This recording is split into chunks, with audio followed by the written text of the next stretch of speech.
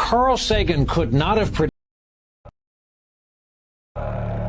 She said she missed that bill. I told her about that. New drug, seats low where the jets at. Backseat 10, got the world looking blue. Shawty too fine, got a sin or two. Money don't sleep, I ain't slept in days. Heart stay smart, but my wrist is ain't. City outside looking real too fake. Slide through late, let the pain rotate. Don't say nothing. Top thing, I'ma need my space. When I call it swing, you know what we on, no games. Slide through lane, keep that same vibe. Don't talk much, it's just right. I don't need love this time. Slide through lane, keep that same vibe. Slide through lane, keep that same vibe. Don't talk much, it's just right. I don't need love this time. Slide through lane, keep that same vibe. Bands in the back, but the hurt still show. Every yes sounds all vocal. Told her don't post me, keep that low. Love get loud when the drinks get poured. In too deep, but I can't rewind. Every move feels stuck in time. She said, baby, you fine but blind. I say, shawty, don't pay no mind.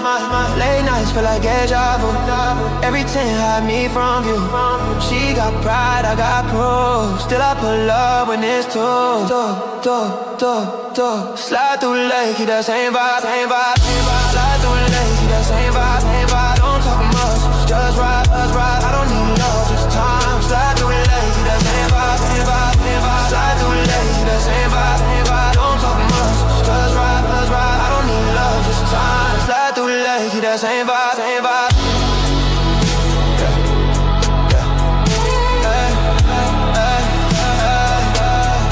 We don't dance, we slide. We don't chase, we glide. Well, I can tell you we shared it with America, but I can't share it with you. Okay? The most advanced offensive weapons on the planet, things that none of the superpowers have, developed by Israel, shared with America. We're very powerful. This country is very powerful. It's far more powerful than people understand. We have weaponry that nobody has any idea what it is, and it is the most powerful weapons in the world that we have. More powerful than anybody, not even close. And they also asked, could you elaborate on what's the Gorgon stare that Ashton Forbes has spoken about both on social media and here on the show? I haven't had Ashton on here in a while, but the last time I did have him on, he spoke about that program, Gorgon stare, and basically wanting to know, can you tell us a little bit more about what that is and why it would be so secret? Yeah, I can't. This is the part. This is the part, by the way, where I said I'm not sure you're going to be able to answer it if it's really in your wheelhouse. I figured you would know about it, but I figured you probably can't talk too much about Gorgon stare. But I mean, can you say anything? Yeah. No. Nope. Fair enough. But it is real. It does exist. I would say that Ashton's very good at his research. Okay. All right. I guess we will leave it at that for the Gorgon stare question. Malaysian 370, contact Ho Chi Minh 120.9. Good night. Good night, Malaysian 370. Breaking news tonight, a Malaysia Airlines flight with 239 people on board, including 4 Americans, has gone missing.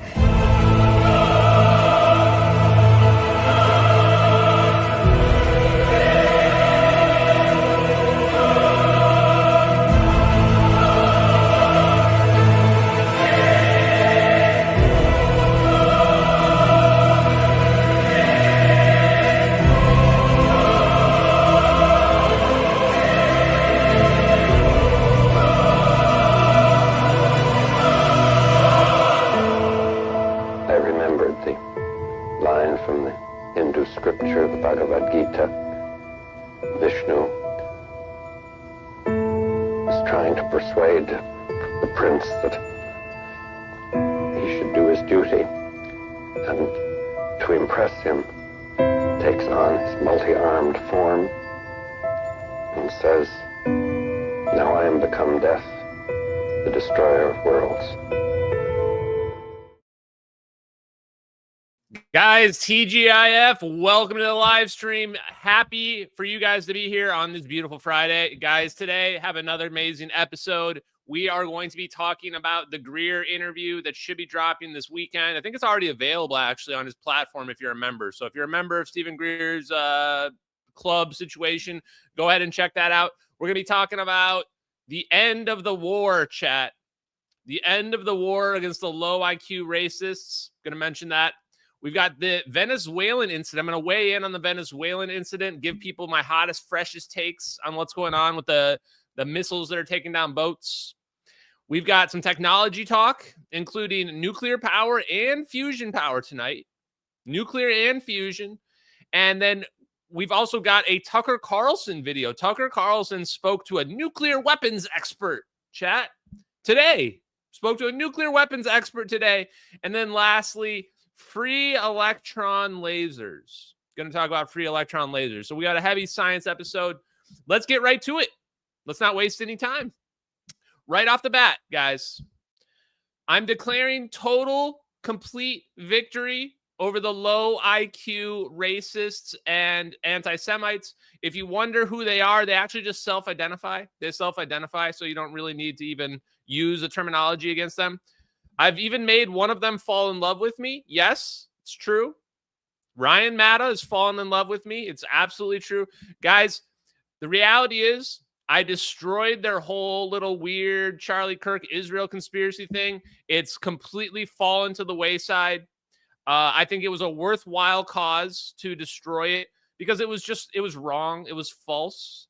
And they were using it in a dishonest way to attack a group of people, which is no different than what the woke left does to people. The woke left does the same thing. They say that you're a racist. They say that you're a Nazi. They say that you're a bigot, and then they use it to cancel you. And they were using the Charlie Kirk situation in the same way to try to vilify Israel or what have you. And I'm not to say that Israel's blameless or whatever, but they were wrong. They were just wrong. We were right. And Candace Owens goes on a mysterious, like, week-long break. Goes MIA, and the whole movement falls apart. Everything basically fell apart. Yes, I am taking credit for that. I'm taking credit for taking that thing down. I think it was a worthwhile cause. And I mean, I'm currently in negotiations right now with the representative of the, let's call them the cult, for a ceasefire. I'm in negotiations for a ceasefire, chat. If they want us to stop genociding them, or me specifically to stop genociding them, then they're going to have to lay down their arms and they're going to have to sign a collective apology form. That's a non-negotiable part of the ceasefire deal. They're going to have to sign a collective apology form and admit they were wrong about the Charlie Kirk situation. So we'll see, guys. We'll see how the ceasefire talks go. You know how that these holy battles, these holy wars go is that, you know, there's a lot of hurt feelings on all sides. People don't want to admit when they're wrong. So we'll see. But total victory has been declared. The whole narrative against the Charlie Kirk was killed by Israel has been obliterated. The only people that still believe in that are a bunch of people who are like off their meds at this point, right? And they've been shunned by normal society. So it is what it is. Let's not talk about any more of these unpleasantries, chat. Let's not talk about, let's move on from these unpleasantries. And you know, let's act like we've been there before. It's not our first W. It's not our first schizo conspiracy, chat. We've been in the end zone multiple times before. It's just another touchdown. It's no big deal. We're always right about everything. In fact, we're going to prove it tonight. Here we go. So, the Venezuelan boat situation. The Venezuelan boat situation. Everybody's clutching their pearls, going, oh my goodness, why are we shooting missiles at these boats? Couldn't we just arrest them and ask them nicely to stop shipping illegal drugs and killing our people? Well, I got to go ahead and say, A, no, because they've got really fast speedboats and it's super annoying to keep releasing these people and then they just keep bringing drugs across. Okay. Number two, missiles solve the problem. It's a very powerful deterrent, chat. Death is a very powerful deterrent. In fact, just like everything, I have a Rick and Morty clip for it. I have a Rick and Morty clip ready to go. Here we go. Whoa, Rick! Okay, what was that? Death. What kind? Instant. There was no sound. He just died. Yeah, terrifying. It's a terrifying thing to watch happen. It's called a deterrent. You couldn't just knock him out? How is knocking out a deterrent? Everyone wants to be knocked out. Nobody wants to be dead. There you have it. It's called a deterrent, chat. It's called a deterrent. Everybody wants to be knocked out. Everybody wants to be arrested and then let go. Nobody wants to be dead. Nobody wants to be dead. So it's called, you shoot a missile at them, they become dead, and then the next people go, oh, maybe we won't deliver drugs in a speedboat because maybe a Hellfire missile will come down from an MQ-9 Reaper drone and obliterate our boat while we're mid-transport. So right off the bat, of course, we're going to keep doing it. I support it 100%. Non-Americans don't have rights in America. This is the other thing. People don't really understand the Constitution. It doesn't apply to non-citizens. So it's not like you're violating their due process. What are you talking about? They don't have due process. They're narco-terrorists that are not Americans that are in international waters. It's definitely covered from a legal standpoint. We're in no concern there. And then the last part is I can see that there's this term, the panicans, the woke right, the panicans, what have you, they've been trying to develop this narrative. It's not going very well that we're going to like get in a ground war with Venezuela. We're going to get in a war with Venezuela. Chat. Venezuela is not a serious contender with us. They are not on our level. In fact, I don't know if it was real or not, but they supposedly tried to do some like exercise, some ship exercise, some war exercise, and their boat sank. Their own boat sank. They are no threat to us whatsoever. We're not going to get into a ground war with Venezuela. I mean, we're dealing with drug kingpins that are tied in with the politicos. All we need is a few targeted assassinations and their whole government structure falls apart. So anybody tries to tell you that we're like, oh, going to get into a war with Venezuela or whatever, like, no, we're probably just going to like slap them a couple times around, slap them around a little bit, right? We're going to apply treatment, the ADD treatment to the first child. It's an inside joke if you've seen South Park. We're going to apply treatment to the first child, and then their ADD will be solved.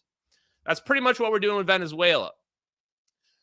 Now, I'm going to play this other clip here that pretty much just lays it out. Here you go. Offered everything in his country, all the natural resources. He even recorded a message to you in English recently, offering mediation. What should we do in order to stop that? He has offered everything. He's offered everything. You're right. You know why?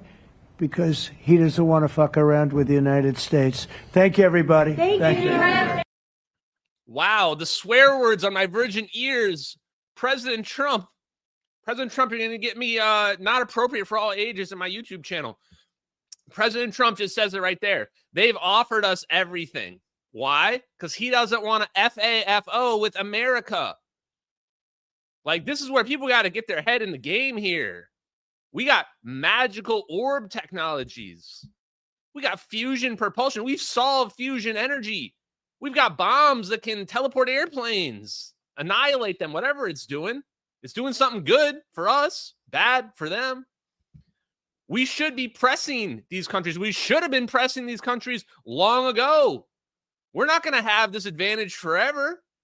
The other countries are going to catch up. China's already catching up on fusion power. We should have been pressing these countries a long time ago, and we've wasted that opportunity. So I'm 100% all for just flexing on people. We should be flexing on everybody that pisses us off, flexing on the drug lords. We should be flexing on China, Iran, literally any of our adversaries. Flex on them. Stunt on those hoes. Okay, I'm not going to show the missile videos, but there's been several missile videos of us just obliterating boats with Hellfire missiles and what have you. So you can check those out on the internet if you guys want. But if we do a regime change, then it'll be covert operation, basically. So even in a regime change situation, which is probably what the other side will argue, is that we're just having our CIA handle that. It's not like we got to send in the ground troops for a regime change.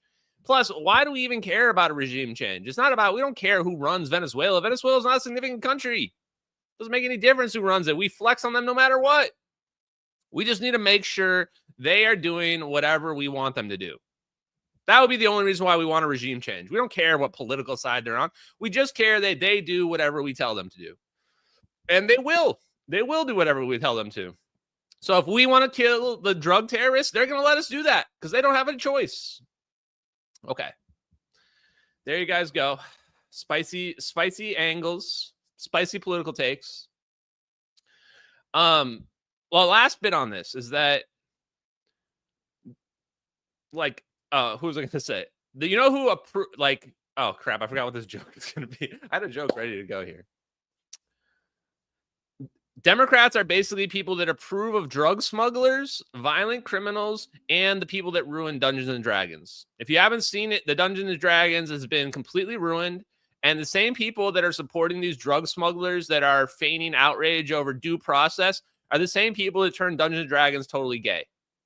The eye of the beholder now has a heart in his eye, and he's basically like forcing centaurs to like have gay homosexual sex with other men.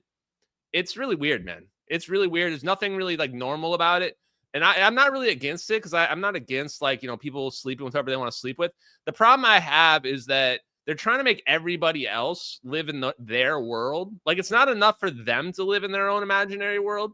They want everybody else to live in their world with them. They want everybody else to be as like pathetic losers as they are. And that's what I think bugs me the most about it. You see a lot of it on Reddit. You see it in terms of like why they moved to Blue Sky instead of being on X. They don't want to be in a world where they can't control the perception.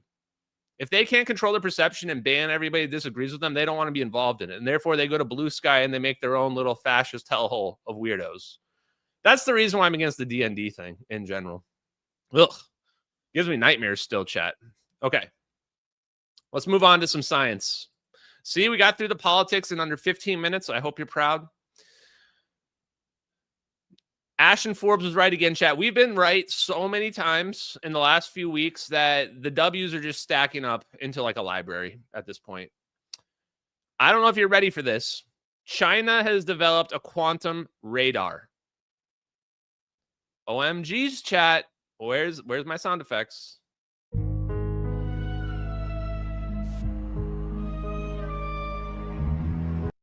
China has developed a quantum radar. Yes, you heard that correctly. Here you go. I had to double check. I did a double take because I couldn't believe it. China has a quantum radar? What? No, can't be real. Can it? Well, according to this article right here, it is real. Very real, chat. China producing world's first, that part I'm going to go ahead and disagree with. I'm going to go ahead and respectfully disagree that it's not the world's first quantum radar. Respectfully. China producing world's first quantum radars to track U.S. stealth jets just like the F-22. Now it says China's reportedly started mass production of a photon detector that can help build quantum radars to track advanced stealth fighters like the F-22. Beijing claims it is the world's first ultra low noise single photon detector with 4 channels, and its use can extend from communication to defense.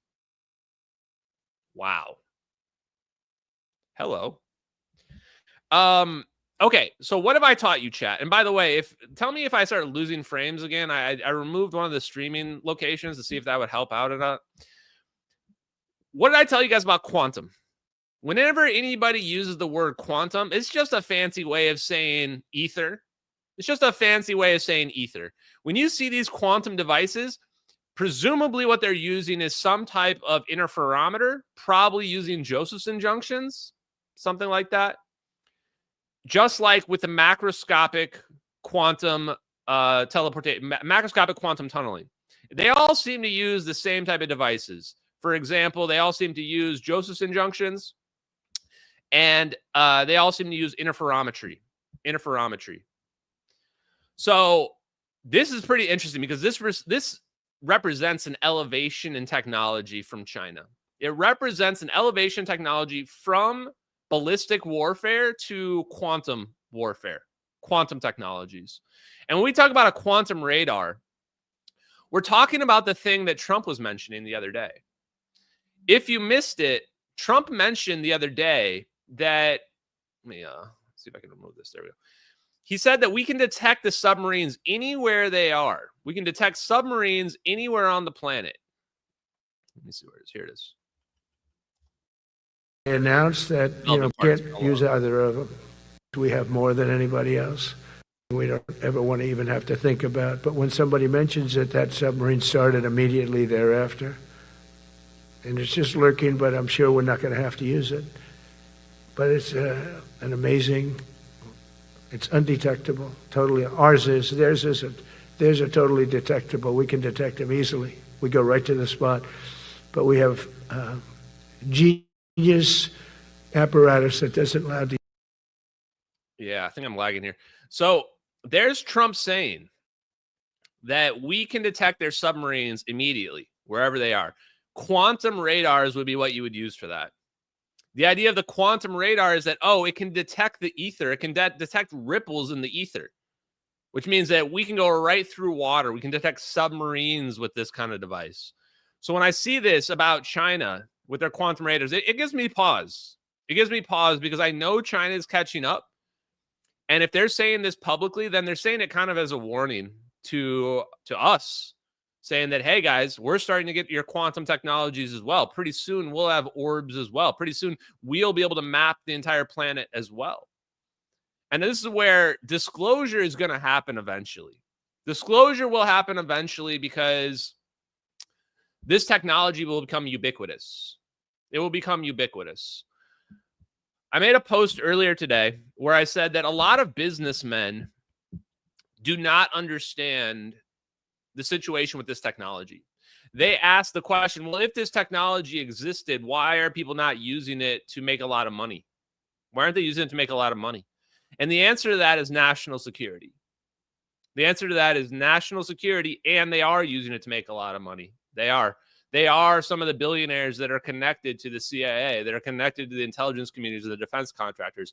They are making billions of dollars off of it, off of knowing that the technology exists and not exposing it to the world.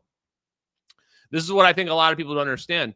And this is where I play my favorite Elon clip, because Elon is just like other rich billionaire businessmen that I have interacted with. Unless it's completely in these weapons manufacturing corporations. I mean, I know these weapons manufacturing companies, like Boeing, Lockheed, and Northrop. I mean, yeah, they do some interesting things, but they do not have, there's no breakthrough that they have.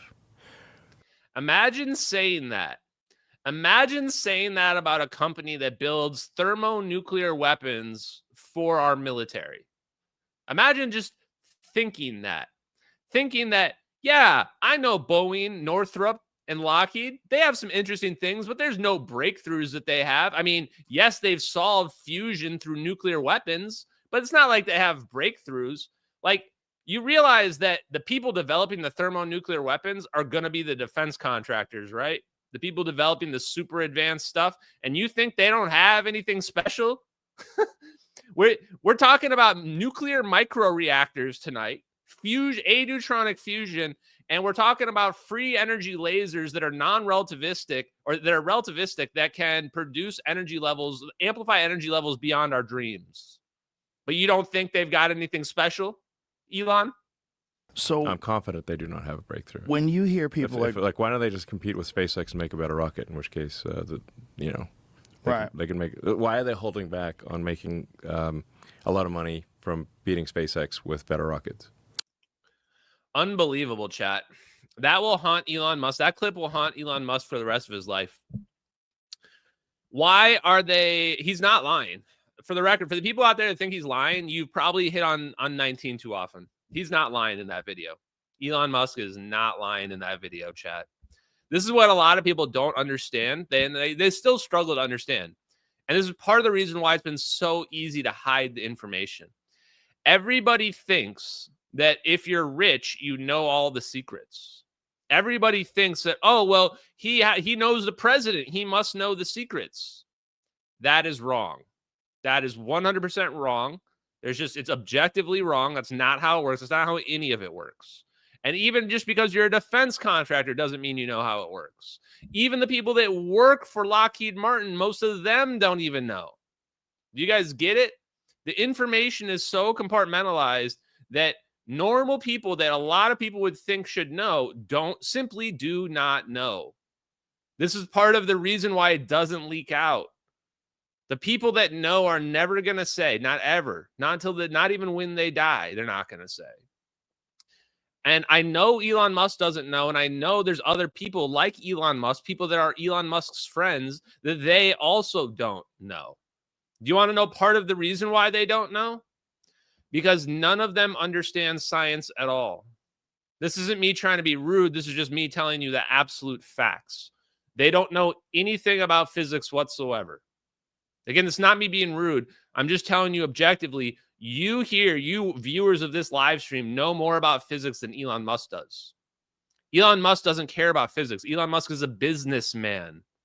Elon Musk knows how to make a business work. He knows how to make a business profitable. He knows, oh, we can add supply lines here and there, and we can make this cheaper. These people do not spend their day researching alternative physics. It's not even in their mindset. It's not even a thing they consider doing. So, of course, they have no idea these things are real. They will only know these things are real when it's announced publicly or when one of their engineers develops a piece of technology and they say, here you go. And that doesn't happen because they're not doing research and development. You get it? That's the answer. They simply do not know. Now, let me go back to Gorgon Stare for a moment. I want you people to understand the significance of the surveillance apparatus in the United States. Where's my Gorgon Stare video? Here it is. Once again, this is Gorgon Stare wide area motion imagery. The more important part about this is that this is from 2014. This is technology from 2014. I don't think people really comprehend how much surveillance the United States, Palantir, and the other defense contractors have over this planet. I think that most people are vastly, vastly underestimating our surveillance apparatus in the United States. Even if this requires a drone flying overhead, it's still a 100-kilometer square area that it can cover. And that was in 2014 technology. Even if they have not found a way to incorporate this technology into satellites, which I would be surprised if they haven't by now, then they still have basically perfect coverage of anywhere on the planet that they want. At any point, if they want there to be coverage of the planet, they will have it. They will have it. What people don't realize is that this data is, imagine taking pictures of the whole Earth all the time. That's a huge, huge amount of data, almost unprecedented amount of data. It's not people sifting through that data. They have an AI that is sifting through that data. And this is what the AI is doing. The AI is looking at those photos that it's rendering this video world map of, and it's looking for changes. This is what Sibers is doing. It's looking for changes. Sibers is looking for a rocket to take off. It's looking for a heat signature to take off. The ones that are mapping the cities are just tracking people, literally tracking people everywhere they go. Tracking you when you go to get your Starbucks. When you come back home, it's tracking you and it's following you, and it sees you come out the door, and then it maps where you go, and it maps you coming back. And it can build a whole profile about you. And this data is being saved on servers forever, never being deleted. Saved forever. Think about the significance of this. A lot of people struggle to actually comprehend what this really means. This means that the whole surveillance system is automated. It's all automated. Even the drones can be automated. Just send the drone up, have a new drone, have it come down or 36 hours and send a new drone up, and just you have persistent coverage. All the information is being automated, is being saved forever. The concern for people should be that the data is being saved forever. Meaning, even if now we say that, okay, we're not going to abuse this power, we're not going to abuse this power, they might abuse it in the future, and they have historical data. And this is probably where they get around the legality of it. Because people say, oh, well, this is illegal. It's not illegal. It's not illegal because they're not taking any action on it. If I take photos of you, but I never take you to court or anything like that, then how would you ever even know the photos exist? You wouldn't. So what they do is they're hiding this information in database servers. And then if you commit a crime, then they can go back and say, okay, de-anonymize ABC123. Now that becomes John Jones. And they say, okay, where was John Jones hiding out at? You can figure out where you were. It's like the movie The Net or like the movie Enemy of the State. So will they abuse it? Probably. Here's my political take on it. It should be made publicly available. Imagine if that data, which is public data, it's filming public areas, right? Assuming it's not seeing you in your house. That data should be open to the public. It should be a database that the public has access to. If I want to see who's hanging out on the corner of 12th Street, I should just be able to pull up that database system myself. That's how you get around it, because it's not going away. Technology is not going backwards. We're not putting all this stuff back in Pandora's box. So the answer is make it open source. Exactly. People in the comments actually got it. Make it open source. Make it public. That way we're all of it. We all know what's going on out there. And we can change our behaviors and actions appropriately. If I value privacy more often, maybe I won't go walk into the Starbucks as often. I mean, it's not great, but at least gives me options. Last thought on this before we move to the next topic. We're not just looking down, chat. We're not just looking down. You guys understand the significance of this? So I just laid out that we've got all these cameras scanning the earth. We're not just looking down, chat. We're looking up too. What does this mean? We're looking up. And we're looking up with quantum radars, quantum sensors. Our quantum sensors can beat the diffraction limit. They can beat the diffraction limit. When I read this about the free electron plasma laser, I realized something significant. We can resolve images at a much higher rate than the public can. We can see further into outer space clearer than what the public knows about. What this means is that we know what 3i Atlas is, the space rock. We know what 3i Atlas is.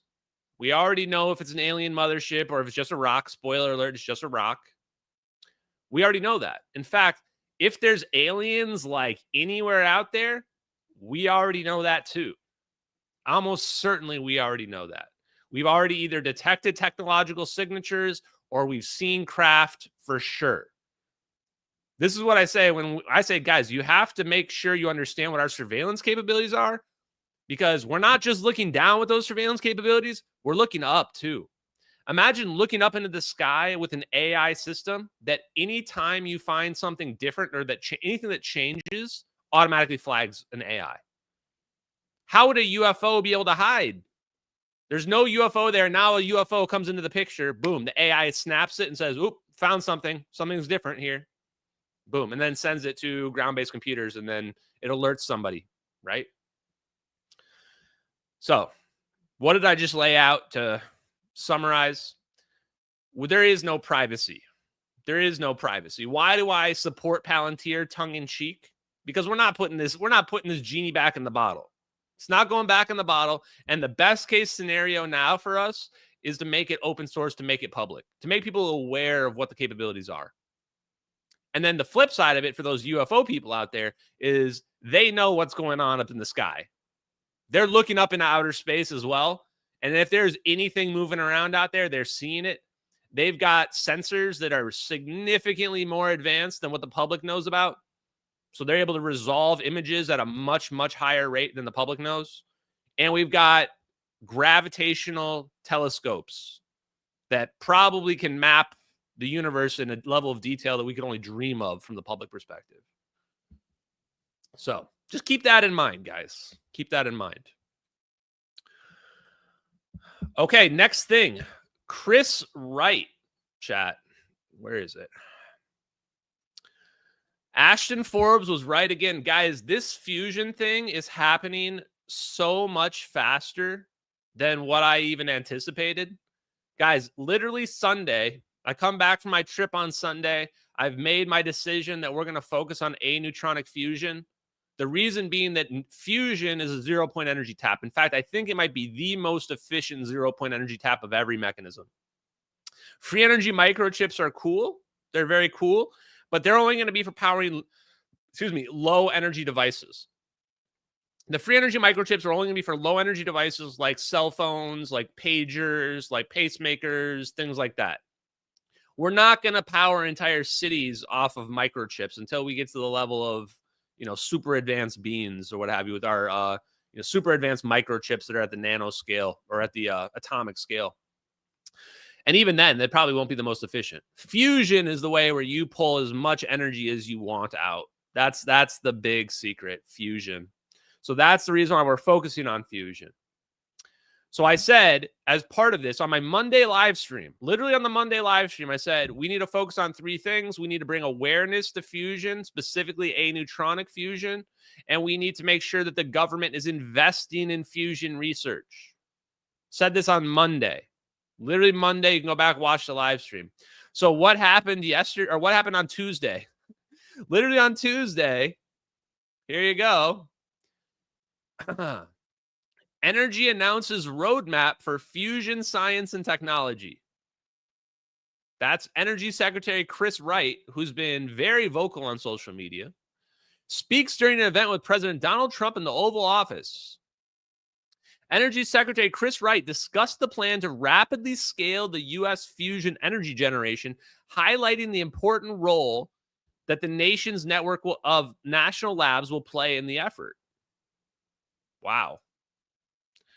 So basically, I read through this. There's also like some kind of bill or something, or some roadmap connected to this.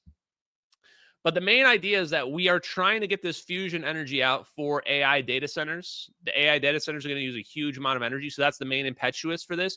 It also seems the fact that China is catching up is a motivator, where all of a sudden now we're taking it a lot more seriously because we don't want China to get this energy before us. We don't want them to get it before us.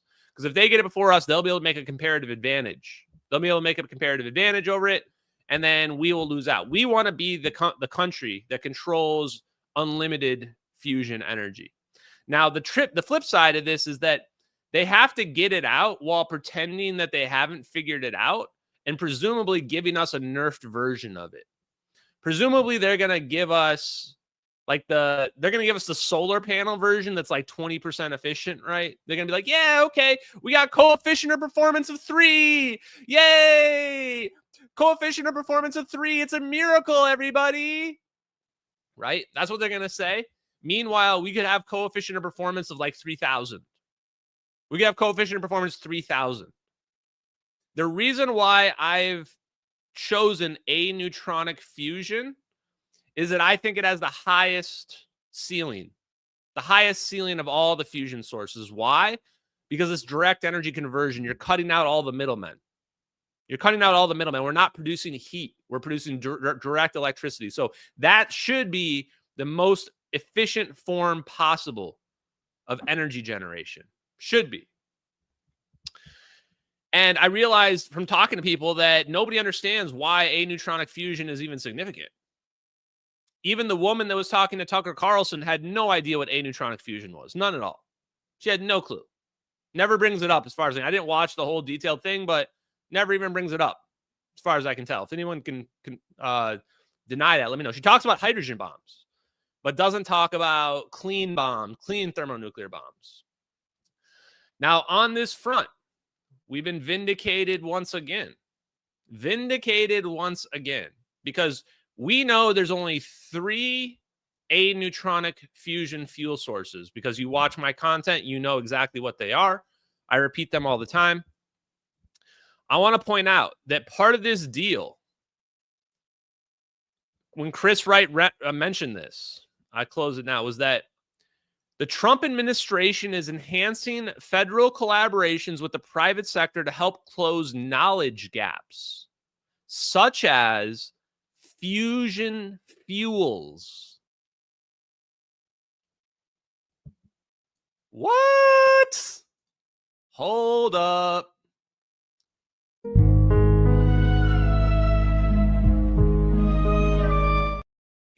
fusion fuels. Yes, chat, you read that correctly. This is, I paraphrased this from several posts I found online.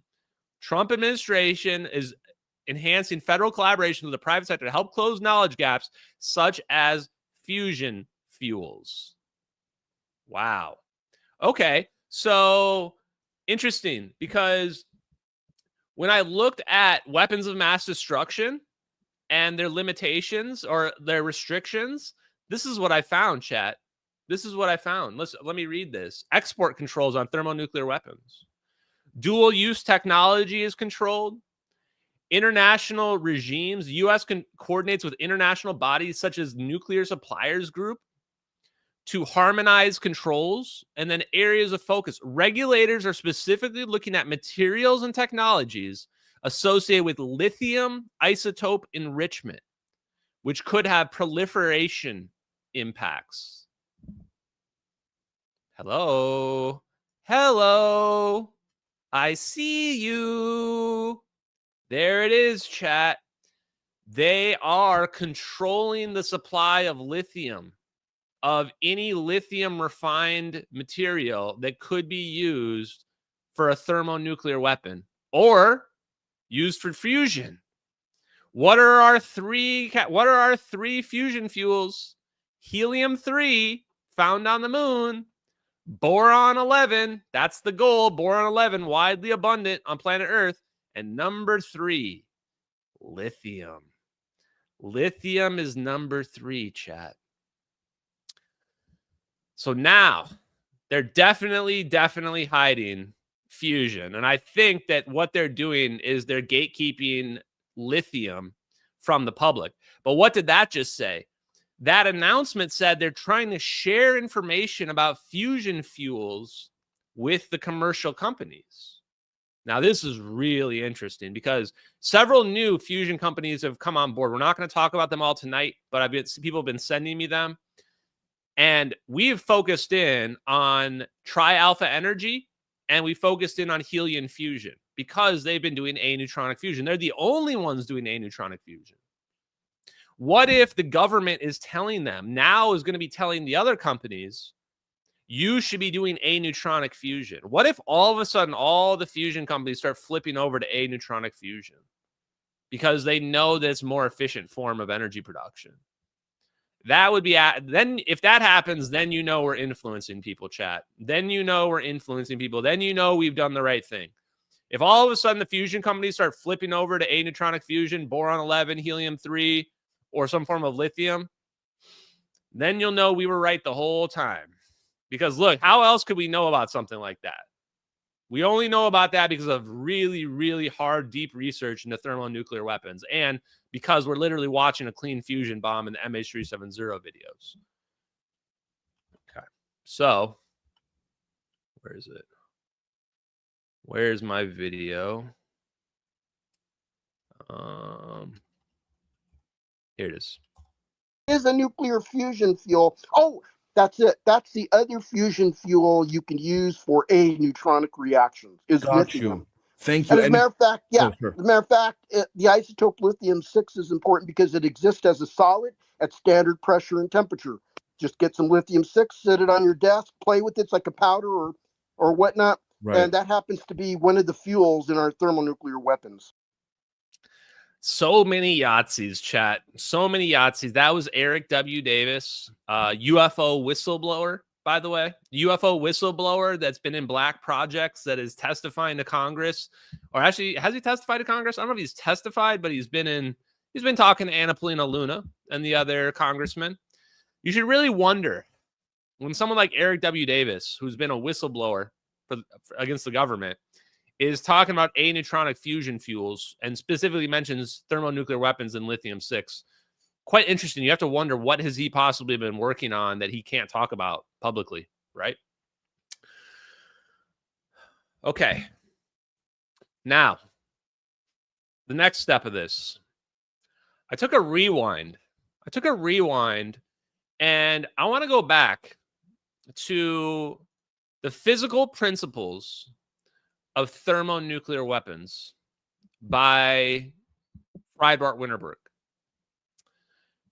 Because the more I've been thinking about this, the more I've been thinking about these lasers, these high-powered lasers, these plasma lasers, they reminded me of a chapter in his book.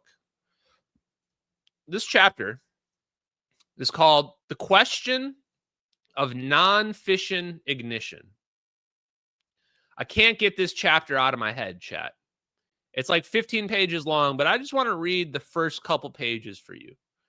And I want you to imagine, just like I've been saying, that our plasma orbs in the MH370 videos, they are the trigger mechanism for a thermonuclear weapon. If we imagine that the plasma orbs are a trigger mechanism, how accurate does this book clip, this book page sound? Right, here's the video if you want to remember it. We've got our perfect triangle formation. We've got our weird heat signatures in our orbs, and then we see our orbs converge upon the plane, and then boom, we see our detonation, and we see the plane disappear.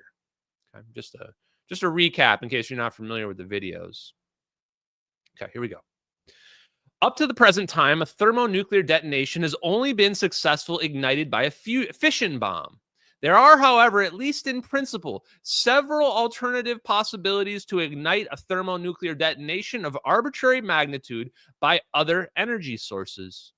One class of these alternative ignition concepts makes use of intense beams of photons, lasers, electrons, ions, and even solid projectiles.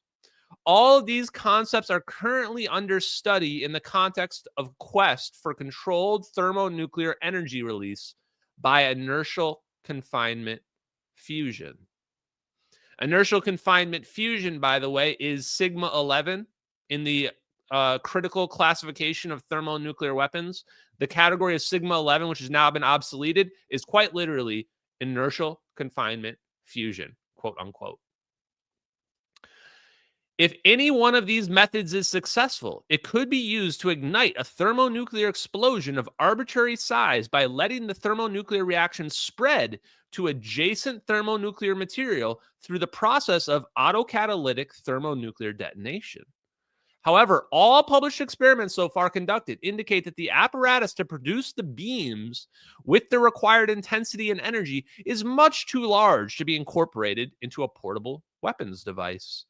So this implies they were thinking about how to produce a portable weapons device using non-fission ignition, using lasers.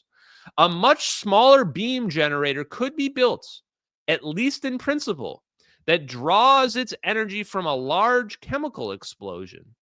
The theoretical estimates presented below suggest that an energy of 10 to the 7 joules would be sufficient to ignite a thermonuclear microexplosion, which then could spread and grow into a large thermonuclear explosion of arbitrary size.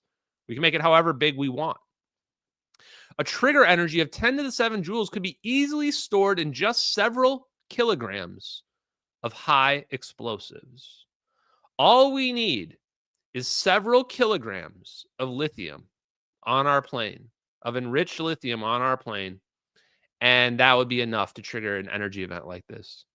Therefore, if an efficient way can be found to transform a substantial part of this energy into a short laser pulse by some form of chemical laser, the laser-ignited thermonuclear weapon would become a real possibility. Similarly, methods by which this energy could be transformed into a super powerful electric spark consisting of an intense stream of charged particles. By the way, this is literally what aneutronic fusion does. This is literally what aneutronic fusion does. Produces an intense stream of charged particles. That's exactly what aneutronic fusion does, by the way. BTW. Boron 11 fusion, that's what it does. May lead to a portable electric bomb trigger. Wah, wah, wah, wah. Where's my clip? Oh man, I moved them all around. Where's my gotcha? Imbalance. God damn, chat. Okay, for this second possibility, storage of electric energy in a capacitor using ferroelectric substances might become important. So what it's saying here is that we can use an electric bomb as our trigger mechanism. Our non-fission bomb ignition can be an electric bomb, an electric charge of charged particles. That is what our orbs are in the MH370 videos. That's why they're a fusion reactor. That's why the next topic we're going to be talking about tonight is going to be high energy lasers using relativistic electron flow, because they're basically producing beams of charged particles. And they're charging it up just like a capacitor. They're charging up like a capacitor, and then they're using those as the trigger on our explosive detonation.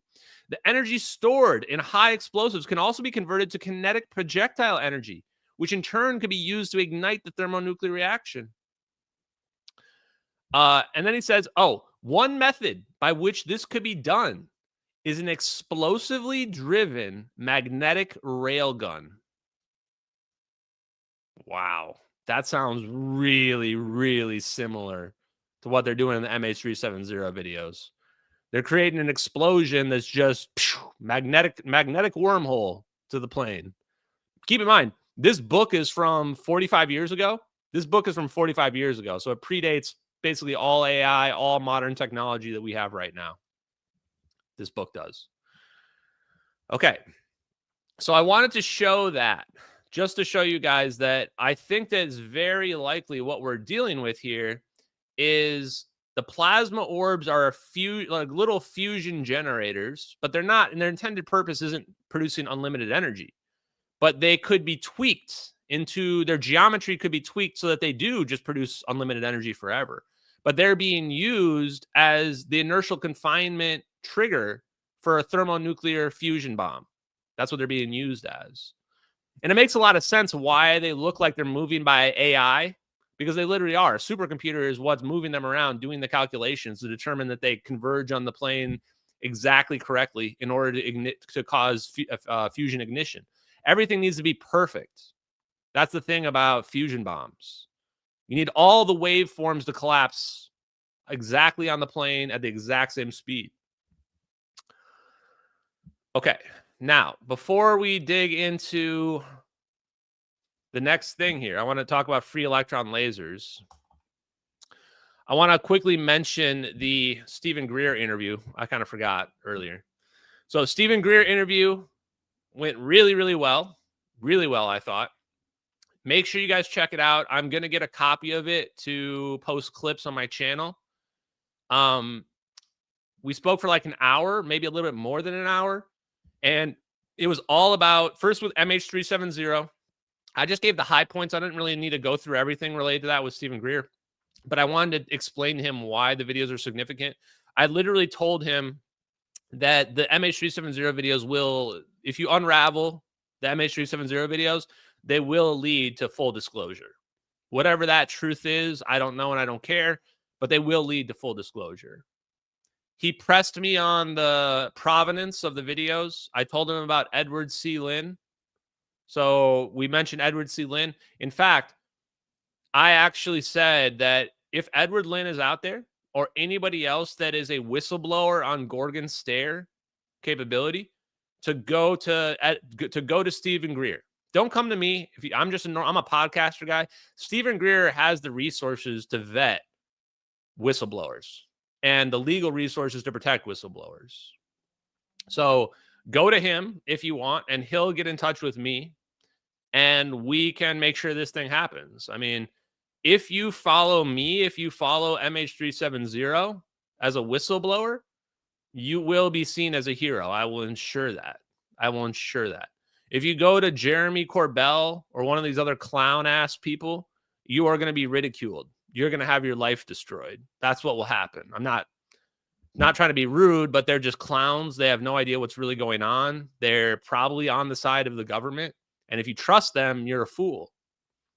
If you come to me, or if you come to Stephen Greer as specifically a Gorgon Stare whistleblower, because we are performing illegal operations with Gorgon Stare, then you have a possibility of becoming a hero, because I have real videos of Gorgon Stare that you can corroborate that will show 100% a black operation. One of the big points that Stephen Greer and I went back and forth on is whether or not it's legal. And I think we finally found the common ground.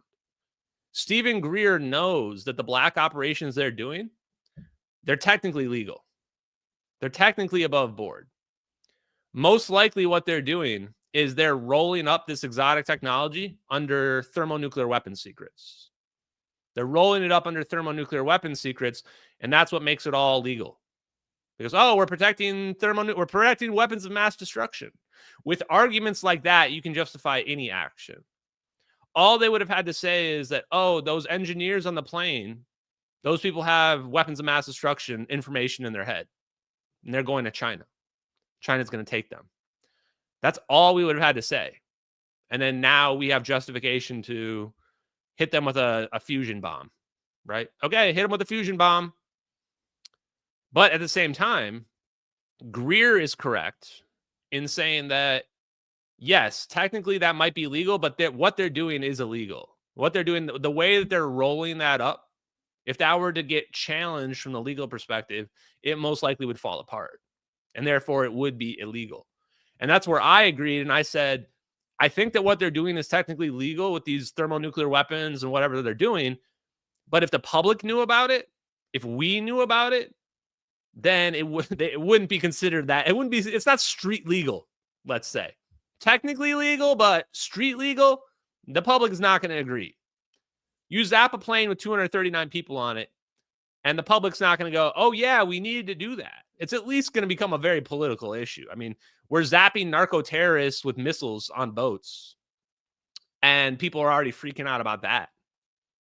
People are already turning that into a political issue.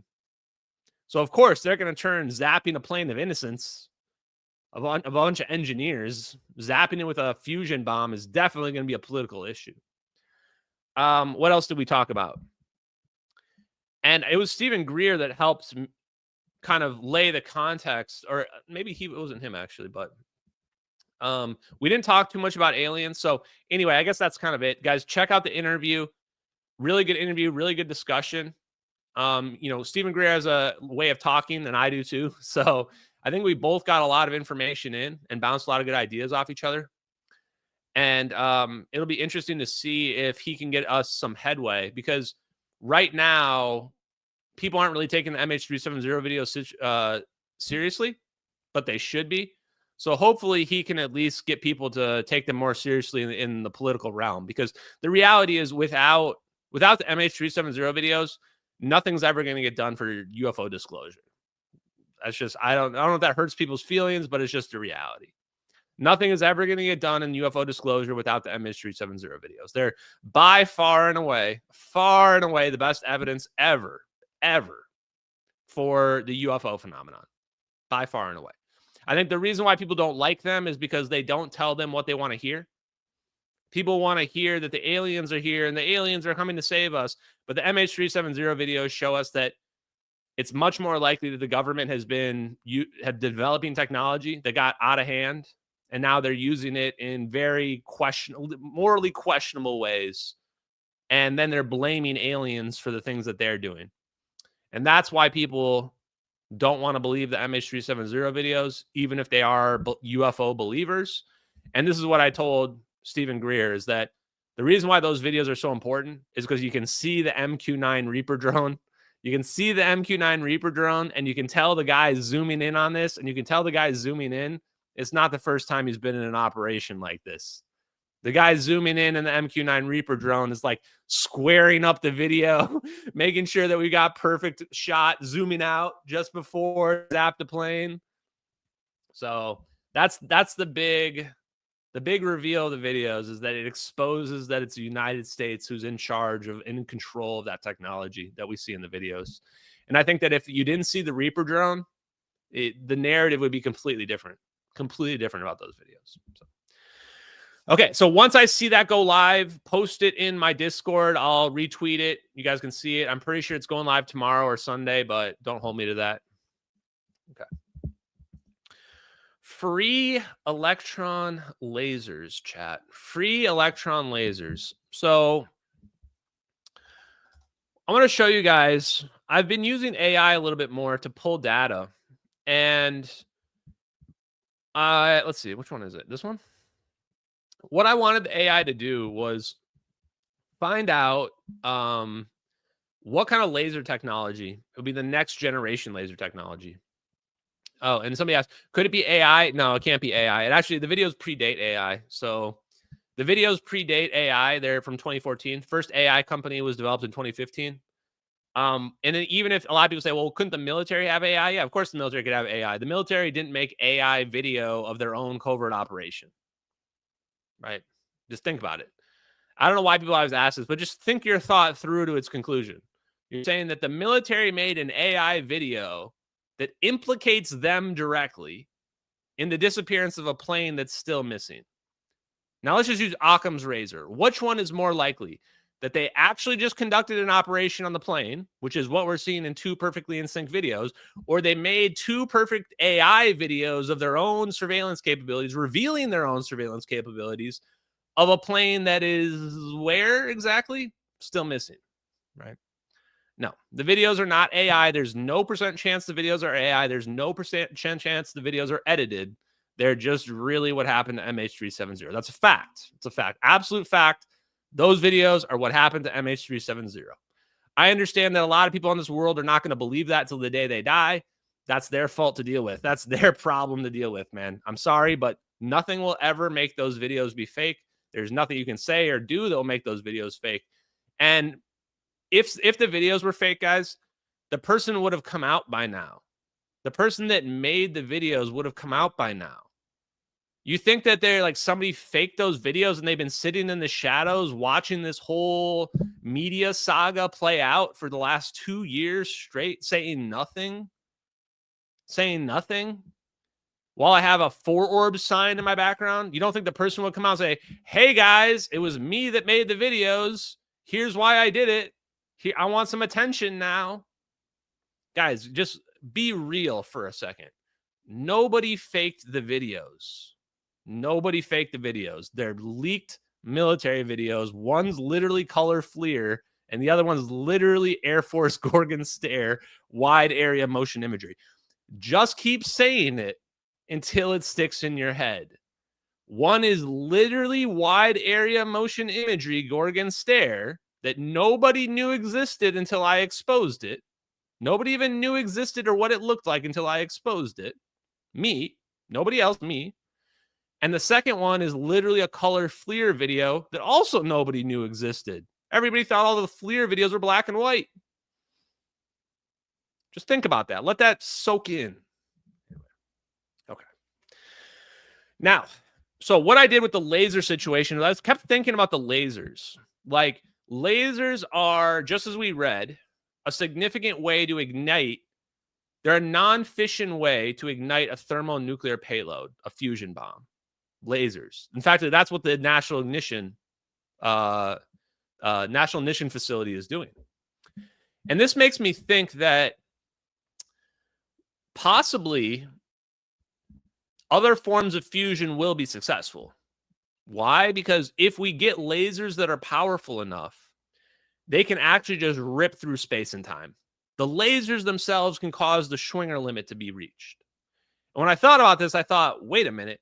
So the lasers themselves are going to start manipulating space-time. Yeah, I mean, I've been saying that. It should be obvious at this point. And then we say, okay, well, if we don't need the fission trigger anymore, now all we need is lasers and our fusion bomb. And now we can ignite a weapon of mass destruction. A lot easier, because now we don't need to have fissile material. We don't need the A-bomb anymore. And now we can produce a clean thermonuclear weapon. So then what I wanted to ask was, okay, one of those DIRDs, one of those 38 DIRDs, Defense Intelligence Reference Documents, is about high-powered lasers, high-energy lasers, HEL. So if you see the term HEL, it's about high-energy lasers. And I wanted AI to tell me if there is a classified portion of that, what types of lasers could it possibly be, hypothetically, right? I wanted to search out there and say, find me other high-powered laser concepts and speculate. this is a good way to kind of figure out, like, okay, maybe not all the answers are going to be good, right? But we can try to understand what kind of lasers theoretically are, especially because this is 10 years later. So now we have 10 more years of public knowledge about lasers, and we know about attosecond lasers, etc. So here's what the AI fed back to me. Let's see here. So it read this, and then I asked it to assume that there's a classified annex. What kind of weapons could there be? So I'm going to read through them. I think there's only 4 options. Yeah, only 4. Let's read through them together. Inertial confinement fusion laser systems. Inertial confinement fusion laser systems. This is the most probable inclusion as it directly ties lasers to nuclear effects, explaining classification under atomic energy laws. Inertial confinement fusion uses multiple high-powered laser beams to compress and heat fusion fuel target, which includes lithium-based pellets, to ignition, releasing energy via controlled thermonuclear reactions. The annex may detail classified variants for weapons categorization, such as compact ICF for pure fusion bombs. Wow. Right there. High-powered energy lasers might be able to produce pure fusion bombs all on their own. Right there. That's a nice little tidbit to keep in mind. Or propulsion. There you go. Pulsed nuclear engines for aerospace vehicles. Public analogs include the National Ignition Facility, which achieved net fusion gain in 2022 using 192 lasers.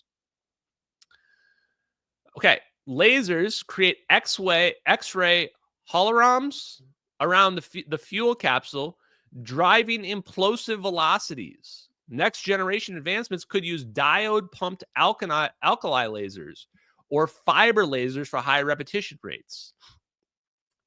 Challenges like hydrodynamic instabilities would be addressed with adaptive optics and beam smoothing. Okay, so this is one possibility.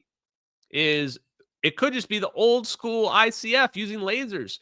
Maybe our lasers just get so powerful that we can just produce inertial confinement fusion directly with our lasers. Now, this was very interesting because one of the new fusion companies that I was reading about, their whole plan is to use low-cost, cheap lasers to get net fusion gain. So basically, they're just going at getting lasers that are very, very powerful, that are very, very cheap. That's one of the mechanisms. So this actually isn't even the most surprising one to me. So hang on for your Yahtzees, guys. We haven't even reached the most surprising one yet. Okay. Nuclear pumped lasers. This is also interesting. Why? Because what is our fuel source for pumping our laser? We have to have an input for our laser to work, right? We have our input, and then we amplify the energy of our laser, and then we shoot our beam laser out. Well, one of the inputs could be nuclear power itself. Maybe we're producing fusion in our plasma drone, and then we're using that to pump our laser as well. It could be just microwaves or other wavelengths as well, but could be nuclear power. It says highly likely, as these represent a fusion of laser and nuclear tech, potentially classified to hide efficiency gains over chemical or electric pumping. So this form could actually be much more efficient than other forms of laser generation.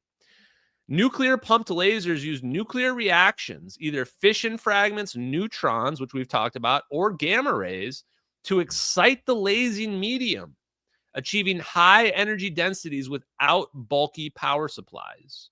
Therefore, these become ideal for space-based weapons or remote aerospace threats. Wow.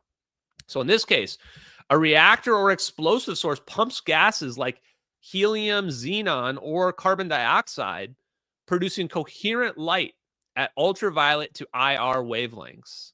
Next-gen versions may use microfission reactors or isomers for triggered gamma emission, enabling compact, high repetition systems.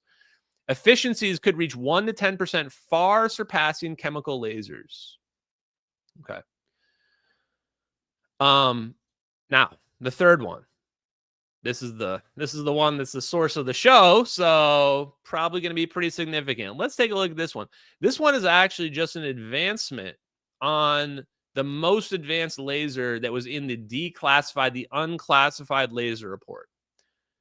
Free electron lasers. Here we go. Free electron lasers at extreme wavelengths, number 3.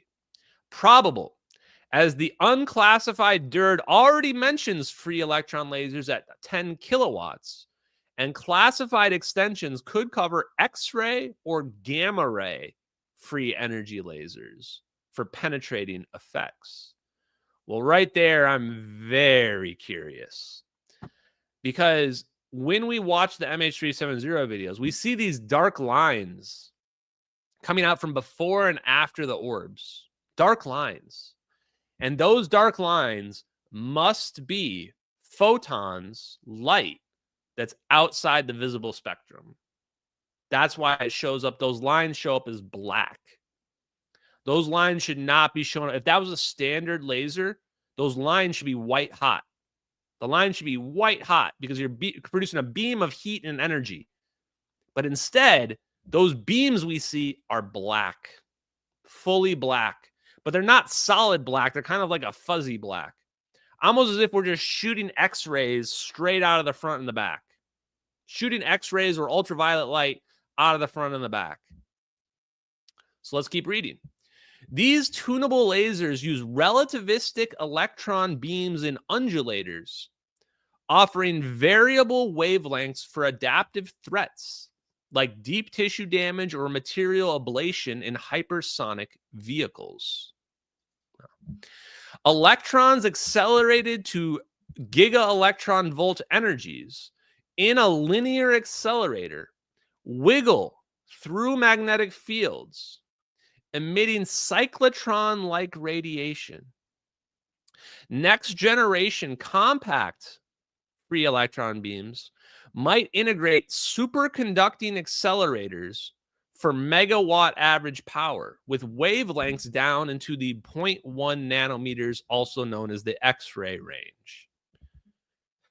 Coherent beams combining multiple free energy lasers or free electron lasers could achieve petawatt peaks, creating plasma or inducing nuclear reactions, photodisintegration. Atmospheric propagation uses adaptive mirrors to counter turbulence. Wow. Lockheed Martin's directed energy weapons include free electron laser-like tunability for air and space platforms. Wow. EOS's 150 kilowatt Apollo system scales FEL principles. And then the last one here is what people were saying in the chat. The chirped pulse amplification. There it is. Chirped pulse amplification is basically how we achieve attosecond lasers. So, why is free electron laser so significant? Let me see what I've got. I think I've got more sources here. Yep, here we go. This is where I have to flex my professor knowledge. So it turns out that when you produce your plasma with a pulse, a laser pulse, you produce this plasma, the plasma becomes a reflector itself. So you produce this laser pulse of light, and it ionizes the plasma. Ionizes and produces this plasma. The plasma becomes a reflector, reflecting the light back to the source. So actually, when you produce this plasma, the plasma itself is being used as a mirror. It's being used as a mirror to amplify energy. And because the plasma is so small, because the plasma is so tiny, because it's just literally us separating electrons from the atoms, we can bypass the diffraction limit. The diffraction limit is how far we can focus like a microscope down to resolve a point. This allows us to bypass that limitation, actually allowing energy to be amplified even further than normal optics would allow. When I read that, I went, okay, this is the thing. This is the thing that they're doing in the plasma orbs.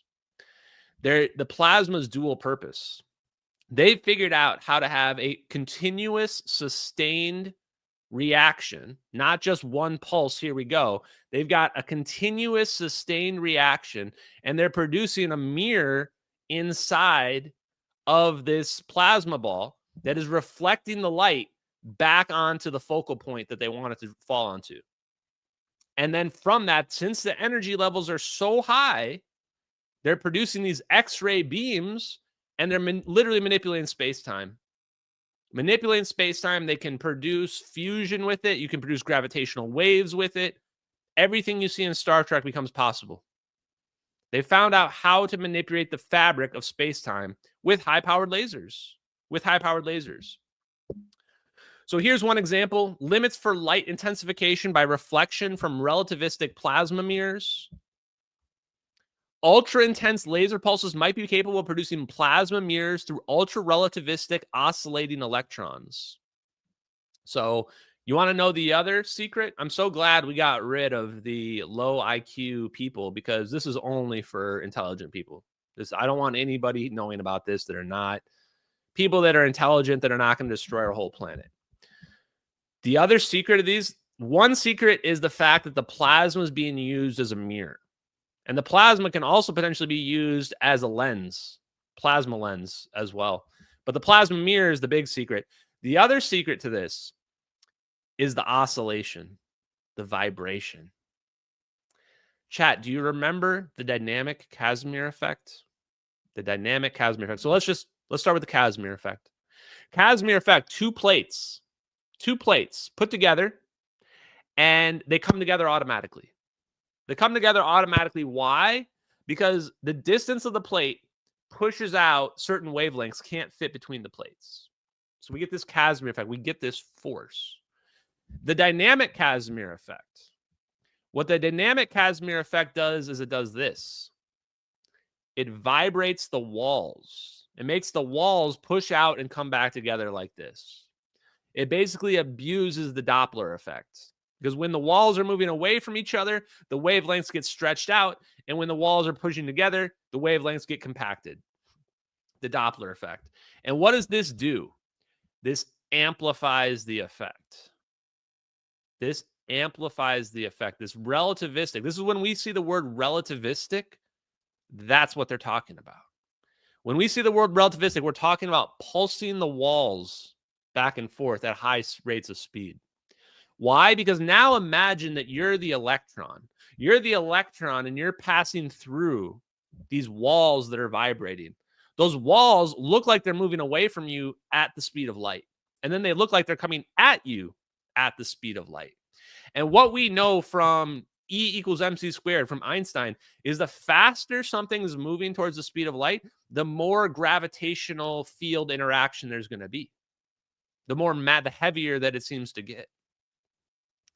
So this is the other secret. And this secret is the real secret. Everything is about vibration. How are they able to amplify the energies of these lasers to the level where they can break the Schwinger limit, where they can cause space-time to collapse, where they can pull virtual particles out of the medium? They're amplifying it two ways. One, they're using the plasma itself as a mirror, probably a cylindrical mirror, just like Eric W. Davis was saying. Produce a cylindrical mirror, and now you have a focused line. You have a focused line that goes all the way through that cylindrical mirror. And then the other thing that you do is you vibrate. You vibrate the electrons. The faster you vibrate these electrons, they're moving at near relativistic speeds. They're moving at near the speed of light. And that also amplifies the effect even further. Resonance is the key. Just like with superconductivity, it also is the key to amplifying these laser effects. And here's the other thing. This is why the laser thing is so big. Once you've figured out these super high powerful lasers, fusion is trivial. It's actually, what I'm realizing is that we can make every form of fusion work. Once we have lasers that are this powerful, we can make fusion work up for probably any material. It's really just a matter of which one do you want to use. Do you want to use one that's going to release a lot of heat and release a lot of radiation? It's going to kill a lot of people? Or do you want to use a neutronic fusion, which is going to release charged particles? That's not going to be, I mean, the X-rays might kill people, but the charged particles directly necessarily won't, unless you're like shooting them right at somebody. So that's kind of what I realized, is that this is the big secret. Those orbs are really the secret. The orbs are the big thing that they're hiding, because they are the technology that enables this thermonuclear reaction. They're the technology that has the onboard free energy, free electron plasma lasers on them. So let me also just read this then. It says, 2 kinds of mirrors with relativistic factors were contemplated recently as a tool for producing huge frequency upshifts. There it is. There it is right there. The free electron lasers compact the beam. So if you want to imagine what it would look like when you're actually in there, they've got these walls. Just imagine, let's make it 2-dimensional. You've got walls on either side of you, and it's just electrons. It's just electrons that are densely packed together, and they're vibrating like this, right? They're vibrating back and forth.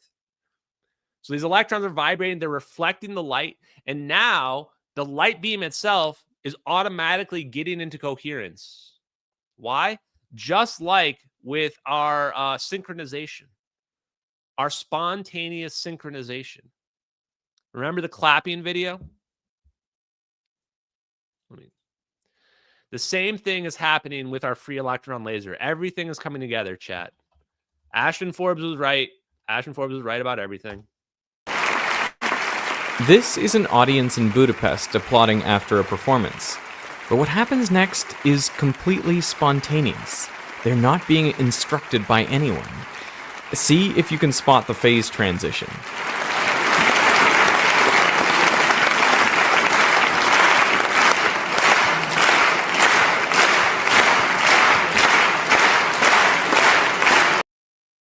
Let's go, baby. Let's go. Super high power lasers. We have figured it out. Now we know what they're doing. I'm guessing it's a combination of all these things. They're probably using fusion as the nuclear energy pump, although they could just use electricity because they're storing that energy on board in a supercapacitor. So they're storing that energy on board in a supercapacitor. They are using free electron lasers to produce X-ray laser beams. And these laser beams are actually breaking the Schwinger limit, actually manipulating space-time, actually pulling virtual photons straight out of the vacuum. They've got these lasers that are also then producing plasma mirrors, that the plasma mirrors amplifying the effect. And they're also using the synchronized motion of resonance of the electrons to get everything to fall into line. That's why when we look at the plasma balls, it looks like it's a stable plasma ball. It looks like it's a stable plasma ball. If we were really to get up close, you would see it vibrating and you would see the electrons seemingly moving. Probably looks like they're moving in slow motion. It's a beautiful thing to behold, chat. Beautiful, beautiful thing. So let me finish reading this. The combination of these effects. Oh, yeah, here we go. So it would, to produce high frequency upshifts of 4 to the, I don't know what this character is called. Is that not gamma? What's this character? 4y squared of reflected light pulses, as well as compressing and focusing those pulses. The combination of these effects would result in dramatic light intensification toward the vacuum breakdown intensities, also known as the Schwinger limit. Okay, I wasn't sharing that. But now you can see it. Also known as the Schwinger limit. Yahtzee. I'm going to go ahead and just take a bow, chat. Take a bow. Pass me my Nobel Prize. Pass me my Pulitzer, chat. Just give me the damn Pulitzer. There you have it. There's the scientific peer-reviewed paper. You're reading it right there. We can upshift the frequency. And that's not an insignificant upshift, chat. So here we go. I believe this is I don't know if this is the wavelength or whatever we've got here, but we're upshifting this by a factor of 4x squared. 4x squared right there. Major upshift in the frequency, major upshift in the energy levels. So this is a significant amplification of energy that we're talking about here using plasma mirrors. There you go. There it is. Don't ever question Ashton Forbes' research. I will have apology forms ready for everybody. Any PhD that dares to question me, well, I'm going to have a special PhD apology form for you, sir, in the later. You think that aneutronic fusion doesn't work? You think we can't break the Schwinger limit? I'm going to have an apology form ready for you. I'm having an apology form ready for you. Okay, so then it just says, the analysis here of effects by electron thermal motion and random inhomogeneous in the plasma density or laser intensity indicates that the largest relativistic factors allowed within these schemes are much smaller than those assumed in idealized models. So this is where, let me think, does it have anything good in the discussion? Let's see. Okay. Anyway, check that one out. Let me see. I think I've got another one here. Here's another interesting paper that I found. I just want to share with you guys. Focusing of light beyond the diffraction limit. Does this one mention plasma? Yeah. So they use surface plasma to focus light beyond the diffraction limit in this scientific paper. So you can check that out if you're interested. And that's what led me to earlier talking about how like we've got telescopes that are able to resolve things that the public has no idea, that are protected for military surveillance purposes. That means there's no hiding. There's no hiding anywhere. Here's another paper. I found several papers, guys. Quite a lot, actually, that I was trying to reach through. And here's another one. Emittance preserving thin film plasma mirrors for giga electron volt scale laser plasma accelerators. So actually, the orbs themselves are particle accelerators. The orbs themselves are literally particle accelerators or decelerators that can control the speed of the electrons. So I just think that's really neat and interesting as well. And let me see. Okay, I think that's all the big ones. Okay, great. Now, I think that explains free electron lasers for you guys. We may dig more into that at another point in the future, but I wanted to give us a little bit of background for why it's significant. I wanted you guys to all understand it. So let me just do one more recap. Free electron laser. They are ionizing the medium, the air, what have you, with a powerful voltage or powerful pulse of electromagnetic frequency. It could be microwave, could be nuclear pumped. That pulse creates the plasma. The plasma turns into a mirror itself. The plasma is a dense plasma that creates its own mirror effect that refocuses the light and amplifies it. And they vibrate the electrons relativistically to amplify that effect even further. The vibration is also very similar to the vibration that we need for superconductivity to be induced in a wire, like what Salvatore Pais was saying. As we find out, resonance is the key to everything. And yes, people are telling me in the chat that the Stephen Greer interview is up on his YouTube channel. I will post it in the Discord right after this, guys. I'll post it in the Discord right after this. Take a look. Let me know how it is. I'll get clips posted up there as well. Okay, last two things. The nuclear reactors. Before we get to the nuclear reactors, the news in the nuclear reactors, I want to show this news right here. Billions in private cash is flooding into fusion power. This is literally from yesterday. This is an Australian newspaper that was sent to me yesterday. Billions in private cash is flooding into fusion. Will it pay off? So people are wondering, why is everybody putting all this money into fusion power? And here's the thing. Yeah, it is definitely time to get stock in the fusion companies. 100%. It's time. This is the time. It's going to take off. The reason is because they know it's going to work. They know it's going to work 100%. We need it for AI. That's another reason. One thing I've learned, guys, is from the beginning to where I'm at now, is that people that have a classic view of physics, they don't understand how fusion power is possible. They don't really understand how it can actually produce net energy gain. Because in their mind, no system can beat the second law of thermodynamics. The second law of thermodynamics says any closed system can never be more than 100% efficient. Not possible. Not possible. So then how is fusion producing coefficient of performance greater than 1? And so their answer would be, well, it's using up the hydrogens when it converts the hydrogens into heliums. It's converting these hydrogens into heliums and releasing a little bit of excess energy for us. But they're missing one huge factor. They're missing a major factor that changes everything, that now allows people to understand how fusion power is the pinnacle, unparalleled pinnacle of energy generation. There is another energy source.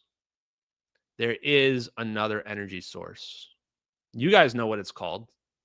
It's called 0-point energy. It's called the fabric of space-time.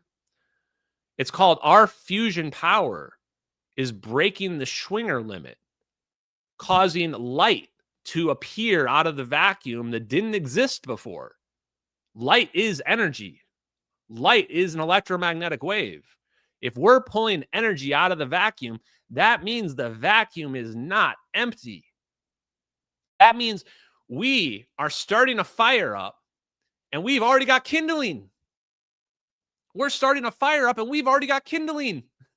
We don't even need to put the kindling in there. We just need to put a couple logs on it and we just need to hit the lighter and boom, there we go. And what this means is that we have an endless source of power, an endless reservoir. We're not just limited to the chemical reaction that's happening. When we get towards this Schwinger limit, which is the reason why we don't see these effects, because people will say, we would see these effects in the particle accelerator. We would see these effects in nuclear bombs, conventional nuclear bombs. These effects only become apparent when you get really close to the Schwinger limit. If you're not close to that Schwinger limit, there's basically no effect. But as you get close to that Schwinger limit, all of a sudden you begin to see these effects. This is why they've been able to keep it hidden, is that you have to get these super high energy densities that are only possible using these super lasers that I just explained, free electron, X-ray, not relativistic plasma mirror laser, or literal clean fusion bombs. These are the only things that are achieving those energy densities. So that's what they don't realize about fusion. And that means if we can create a tap, which is fusion power, a tap into that energy, we will have access to unlimited free green energy for the world forever. This is the reason why I'm all in on aneutronic fusion, is that once we change the geometry of our plasma orb, we will now have a generator that will run forever with basically no maintenance. It'll just run forever. It'll be a battery that never, ever runs out. And it'll produce enough energy to power cities, full cities. Not just power my house, power entire cities with this. That's what we need. If we want to move to be in a type 2, type 1, type 3 civilization, that's the first step. The first step is producing an unlimited energy source. Now, the downside is, yes, the elites hate that. The elites hate that. They don't want it. And it's also going to be very dangerous. Here's the problem. I imagine that if we were to produce one of these balls of energy that is persistent and running forever, the downside is that with a slight tweak, it will turn into a black hole.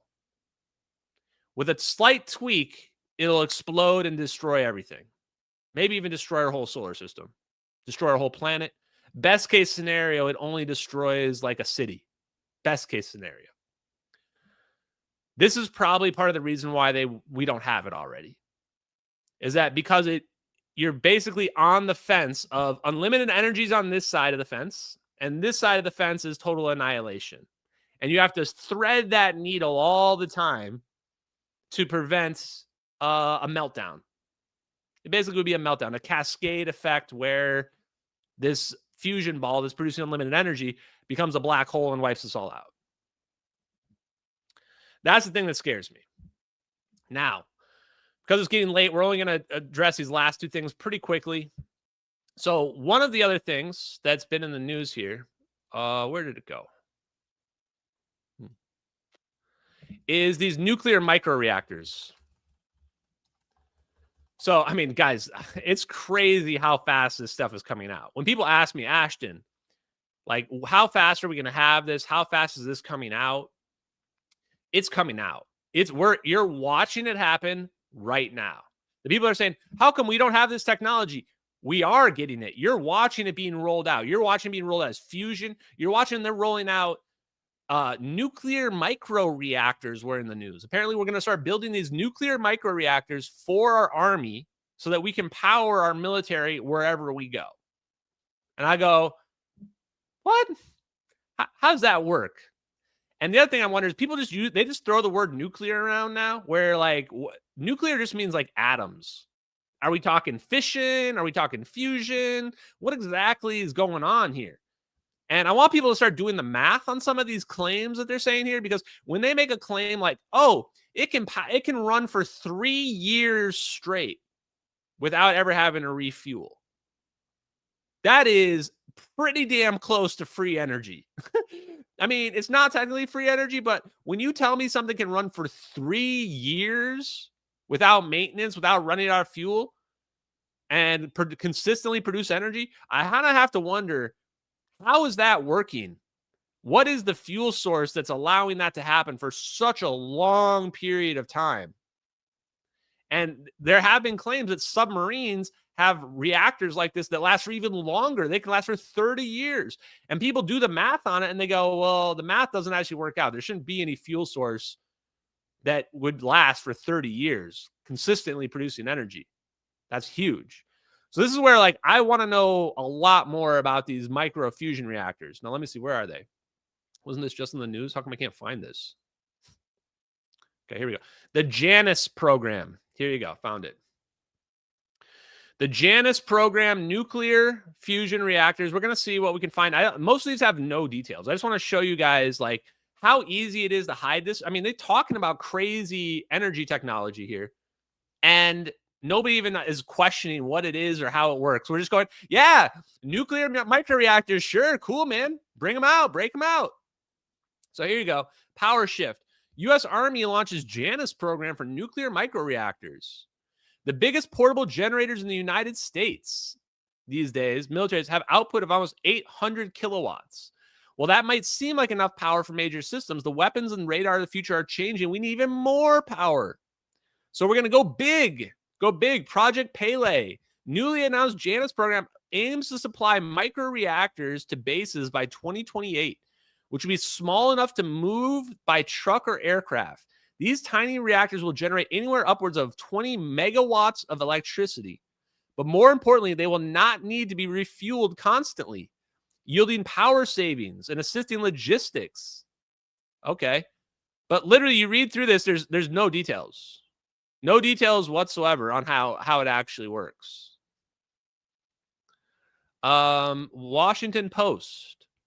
Opinion. Big gamble on small nuclear reactors. Well, I guess I can't read Washington Post. Feels bad. Nuclear stocks mixed after U.S. Army launches program to deploy small nuclear reactors. So investors have speculated heavily on the fortunes of NuScale, Oklo, and Nano Nuclear, despite the fact that none of the companies have ever deployed a nuclear reactor. Kind of a big red flag, right? Thermoelectric nuclear reactors, and the companies have never produced one before, but we're going ahead and we're going all in on this. Kind of screams like somebody knows more about the science than what you would expect. By the way, the Department of Energy is also partnered on this project as well. So I wanted to bring this up. I've done a little bit of research, but we're not going to have time to go through it tonight. Probably we'll go through it at a later point to figure out exactly how these work. But basically, none of the news articles I can find say anything about how this operates. So might be a good investment opportunity. Not sure. Might be a good investment opportunity.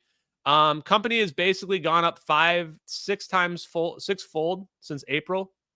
It was at $22. Now they're at $163. Pretty interesting. I actually haven't looked at this before. And then this one, NuScale Power Company, is at about 45. Looks pretty stable. Yeah, interesting. Okay.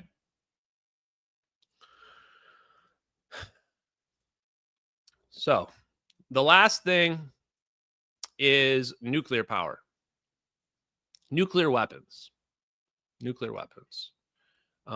Where is it? Just looking at this. I just saw, this is also just really interesting. Is this clip here of Sam Altman. Sam Altman, OpenAI, he was asked about AI. About the Turing test, AGI will come. It will go whooshing by. Yeah. The world will not change as much as the impossible amount that you would think it should. AGI might just it won't actually be the singularity. It will not. Yeah. Yeah. Even if it's like doing kind of crazy AI research, like the society will be going faster, but. So I just thought his thought process was interesting. Society will run faster. People in societies are all just more adaptive than we think. Basically, what he's saying is that we're going to merge with AI. Like, we're going to merge with AI. There's no stopping it. It is what it is. Technology doesn't go backwards, guys. So you kind of have to deal with it in your own way, because it's not going to go backwards. It's not going to stop. Here's the interview with Tucker Carlson. Tucker Carlson has this woman named Ivana Hughes of Columbia, all about nuclear weapons. All about nuclear weapons. I think there were 2 points that I'm interested in. Let's go to this one. How many times have we launched a thermonuclear weapon? My second question, you said you would flesh out the concept of the danger of radiation. Like, what does that look like? We know something about that because of the bombings 80 years ago, but we know something about that because of the bombings from 80 years ago, absolutely. And I can say a little more about those, but we also know a whole lot about the impact of nuclear explosions on the environment, the impact of radiation on the environment, because Hiroshima and Nagasaki were not the only two or even count Trinity 3 times. It's not that we've exploded nuclear weapons 3 times. We've exploded nuclear weapons more than 2,000 times on this planet. And that was as like part full of nuclear weapons? Full nuclear weapons explosions as part of what is referred to as nuclear weapons testing programs. I was in March at the United Nations, actually, at the skip ahead. Just imagine scientists kind of playing in a laboratory and, doing some kind of a test. I swear, this woman, I think she, like, her expertise is she watched the show Chernobyl, like, on HBO. She watched the show Chernobyl on HBO, and now she's a nuclear weapons expert. When people talk about stupid crap like, oh, the radiation from nuclear bombs or something like that, I just sit there and I go, do these people even know what they're talking about? Like, do they even have any idea what they're talking about here? Do they understand the concept of where the heat is even coming from? Like, the heat is coming from neutrons. The neutrons are where the heat and the radiation come from. And it's crazy because she actually references the Castle Bravo tests later on in this interview.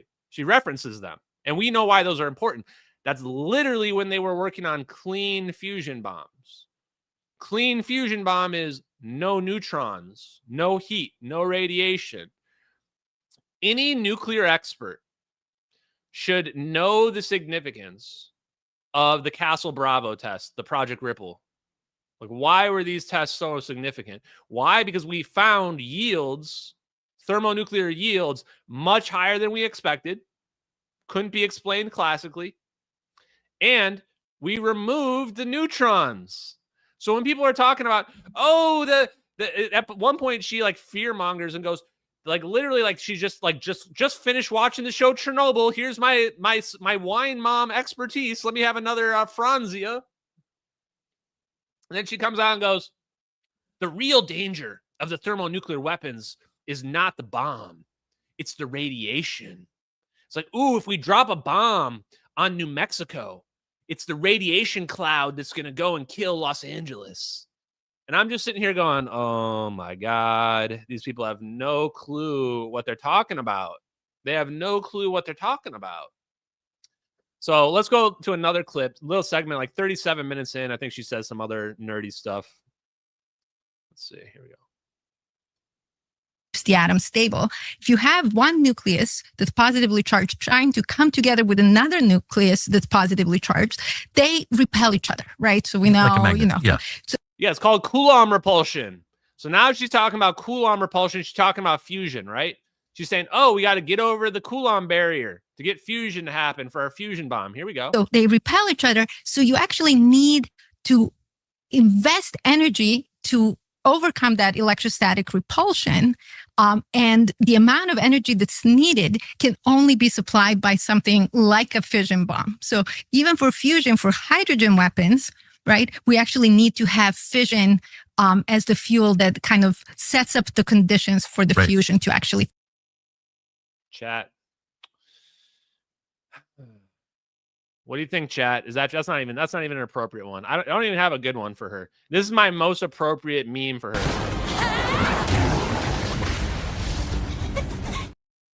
That's what we just did. Basically, she has no idea what she's talking about. She just read a book one time and now she's become an expert when she has no clue. So she's saying that we need a fission bomb to ignite a fusion bomb. Well, let's see. Go rewind this live stream back about 1 hour. Rewind this live stream about 1 hour ago, and you're going to see Ashton Forbes reading Physical Principles of Thermonuclear Detonations by Friedbart Winterberg, a textbook from 1981, 44 years ago, that literally talks about non-fission ignition.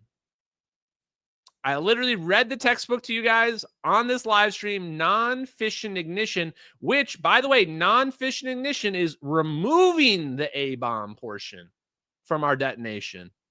And in that, I literally read to you that it can be achieved through high-powered lasers. High-powered lasers are one of the mechanisms to do it. So I don't know what this woman's talking about, but she's definitely not an expert on thermonuclear weapons. She clearly has no idea how thermonuclear weapons work or the significance of them. Because the significance is, if somebody's talking to Tucker about nuclear weapons, what they should be telling them is aneutronic fusion. We figured out how to take the fission portion out. We don't need the radioactive portion to detonate our thermonuclear weapon anymore. And once we figured that out, then we figured out how to manipulate space-time.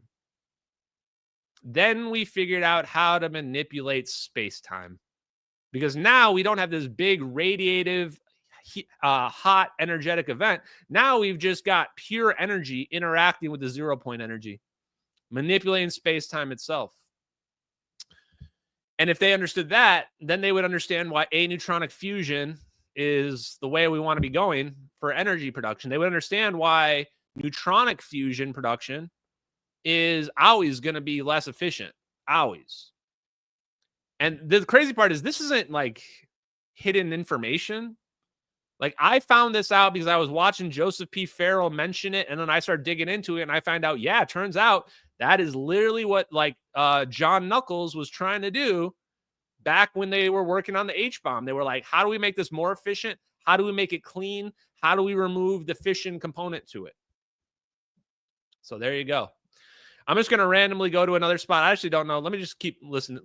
How much more powerful is a hydrogen bomb than the bombs dropped on Hiroshima and Nagasaki? So the Bravo one was 1,000 times more powerful than a Hiroshima bomb. 1,000? Try 1,000,000. Try 1,000,000,000 times more powerful. This is where like she's just reading like what they told her on the TV show Chernobyl, right? She's just repeating what she was told on Chernobyl. Like, this is like what's wrong with our society is where nobody does any actual independent research. They just repeat whatever they were told to think. Currently, like if we have a 1 megaton bomb, that's about 70 Hiroshima bombs. But hydrogen bombs, actually, there's kind of no limit. Like, you could keep making them bigger and bigger and bigger. Somehow we've stopped making the really big ones. I think China has probably the most powerful, the most high energy hydrogen bombs currently in their arsenals. I guarantee you this woman has no idea what she's talking about. No idea what she's talking about. She has no inside information. She's never been privy to nuclear weapons before. So it's like, I don't know what. I hate to hate, guys, but it's just an embarrassing show. I'm not going to watch the rest of it. That's your moment of Zen tonight, guys. Let's do some super chats. Let's close out this night. I got to go get a steak. I got to do my thing. John Glock gifts the shade, says, future looks bright. Thank you very much. I appreciate you. And he also says, gives me a cookie. Maybe when Elon is digging tunnels for underground fusion reactor, he will say, huh?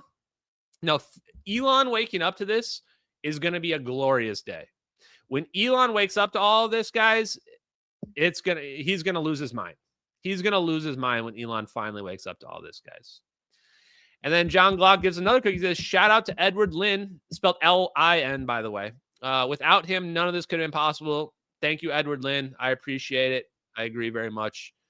And Edward Lin, please just go to Stephen Greer as a whistleblower. Go to Stephen Greer as a whistleblower so we can just blow the roof off of this whole charade that's going on. I would appreciate it.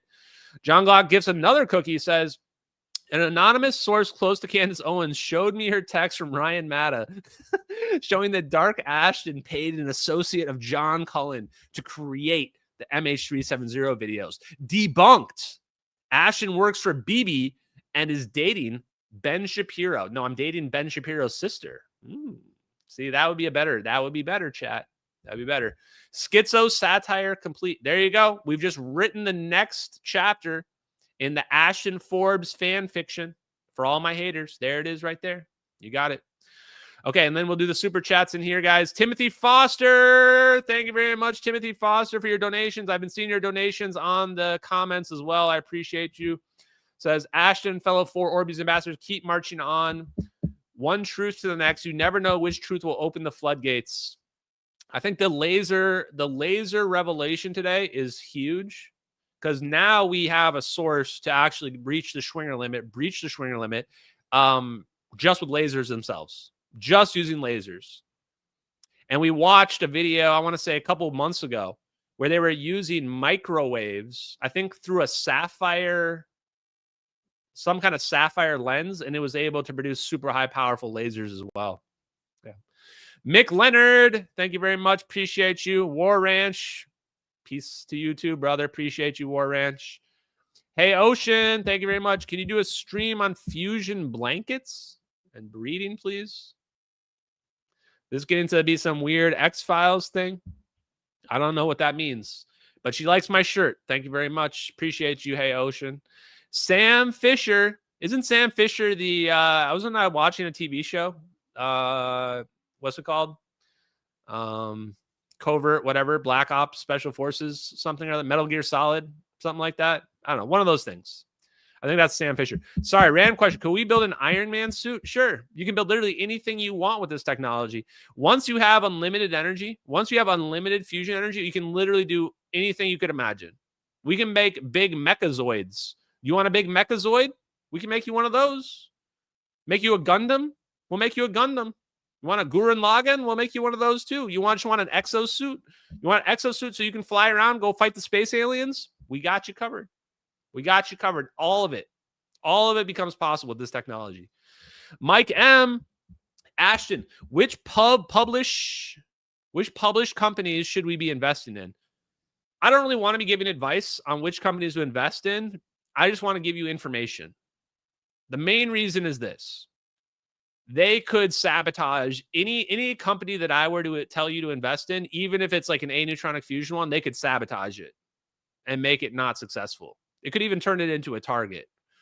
So this is where I say, just know that fusion is definitely the future, and take the information that I'm giving you here and compare it to what those fusion companies are doing. We will, of course, do live streams reviewing what the fusion companies are doing. It's actually kind of my plan on Monday, is to review what kind of fusion every company is doing out there or planning on doing, so that we can have an idea of which ones are likely to be successful. Because we definitely have insider information now about what the future holds from a technological standpoint. So there you go. Zapparoo says, great stream. Have you heard from Sal P? I did communicate with him like a week ago. Just chatted with him about stuff that was going on. He's doing fine. I'll let you guys know if there's ever any concern, but thank you very much, Zapparoo, for that donation. Appreciate you. And lastly, he says, I think Elon probably realized, from Alex, thank you, Alex, realized that early this year has a bit of drama between him and Trump. The drama between him and Trump was apparently personal stuff. I have some idea of Elon's mindset. I can't go into details on it, but I'm very confident that Elon does not know. And I'm very confident that if Elon knew, then he would shift his focus towards like plasma propulsion based technologies, especially for his rockets. He definitely would if he knew. So we have to just do our best to wake people like Elon up and waking the other people up that are out there. I just want to shoot a shout out to the Rumble chat as well. I know I don't give you guys as much love out there, but Rumbled, Pilled Chat, and everybody on Twitch, love you guys. So thank you. Hope you have a great night. Enjoy your weekend, everybody. We'll be back on Monday talking more fusion. Let's change the world. Let's get fusion energy for the planet. Free, unlimited green energy for the world. Climate change is a scam. Woke people suck. You guys are the best. Peace out, everybody.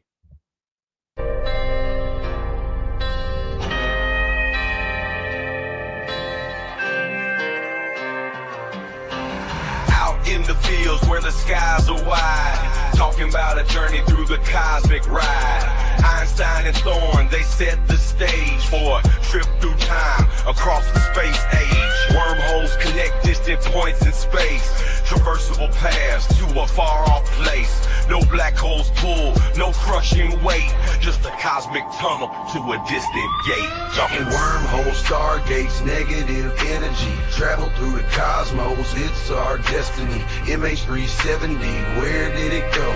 Bowling 777 through a wormhole flow. We're talking wormholes, stargates, negative energy, travel through the cosmos, it's our destiny. MH370, where did it go?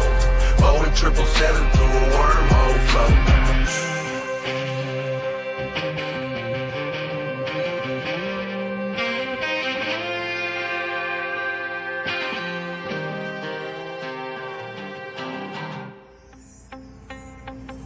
Exotic matter, negative energy's the key to stabilize the wormhole for you and me. Quantum vacuum squeeze so tight, creating conditions for this wondrous flight. Static fields and lasers in the lab they play, generating forces in a new kind of way. Gravitational squeezing, Casimir's force, negative zones we need to stay the course. Talking wormholes, stargates, negative energy, travel through the cosmos, it's our destiny. MH370, where did it go? Bowling 777 through a wormhole flow. Thin shell formalism plates so fine, spherical geometry we realign. Energy conditions that we must defy. For a stable wormhole, let's give it a try.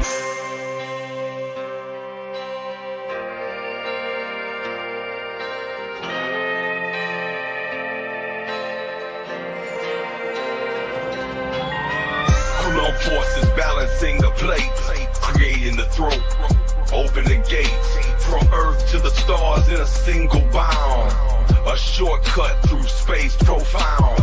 Engineers and dreamers hold the key to future worlds and what we could be. With science in hand, we forge ahead through the cosmic paths that we now tread.